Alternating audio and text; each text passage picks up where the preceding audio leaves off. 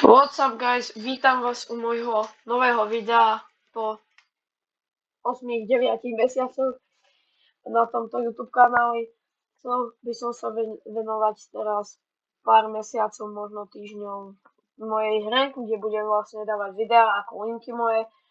A vlastne je to moja Robloxová hra, ktorú som vytvoril s kamarátom. A sú tu hlavne len autobusy, linky, vlastne lokácie, je tu aj prímerská linka a sú tu normálne linky. Je tu len jedna prímerská linka. Takže v tomto videu informačnom si zajazdíme linku 118, tu máte 118. Takže teraz akurát pôjdeme na sídlisko Západ. Je to vlastne také malé sídlisko, sa dá povedať. Nejdem celú linku, lebo som proste tuto zastavil. Takže ideme odtiaľ. Toto je pri bytovke, zastávka. A hneď tuto je zastávka sídlisko Sever. No. A teraz ideme trošku ďalej.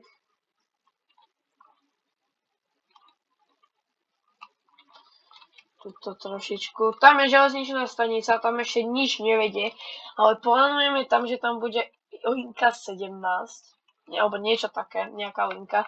Takže ak budete mať nejaké dobré nápady, napíšte mi do komentárov, ako by tá linka mohla akože mať názov. Napríklad môže mať linku, ja neviem, K, alebo M, alebo čo vy myslíte, ja vás nechám na tom, jak to bude fakt pekné, tak to tam dám.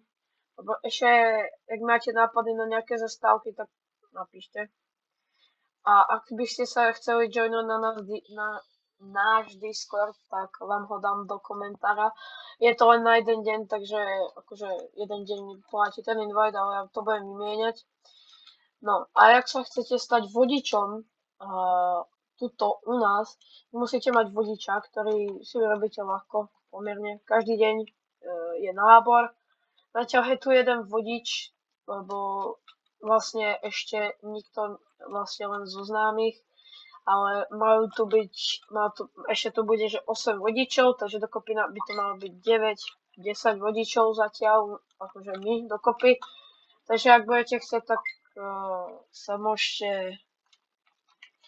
môžete vlastne zúčastniť tohto vlastne náboru s vodičákom, dáme vám rovno aj vašu pridelenku. V ďalšom videu si ukážeme toto je taký zibík. V ďalšom videu si ukážeme, aké autobusy máme, aké budeme mať, aké plánujeme mať. Toto je prímerská linka a tu ešte si ukážeme takú vec potom v ďalšom videu.